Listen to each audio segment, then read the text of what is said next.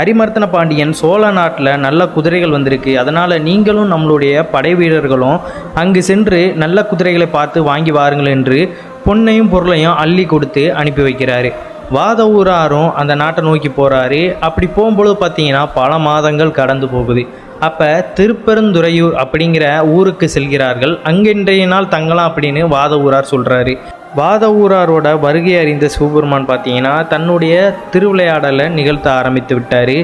அங்கே உள்ள ஒரு சிவாலயத்தில் வாதவூரார் சென்று வணங்கி திருநீர் பூசிக்கொண்டு பிரகாரத்தை சுற்றி வராரு. அப்போ அங்கே குருந்த மரத்தடியில் தட்சிணாமூர்த்தியாக அமர்ந்திருந்த சடைதாங்கிய சிவத்தொண்டரை வாதவூரார் பார்க்குறாரு. பார்த்த உடனே அவருடைய பொற்பாதங்களில் போய் விழுறாரு. அப்போ சிவபெருமான் பார்த்தீங்கன்னா தன்னுடைய திருவடிகளை வாதவூராரோட சிரசில் வச்சு அவருக்கு தீட்சை வழங்குதார். இவருடைய பாதம் பட்ட உடனே வாதவூராருக்கு மெய்சிலிருந்து போய்விடுகிறது. பாடல்கள் பல பாடி வருகிறார்.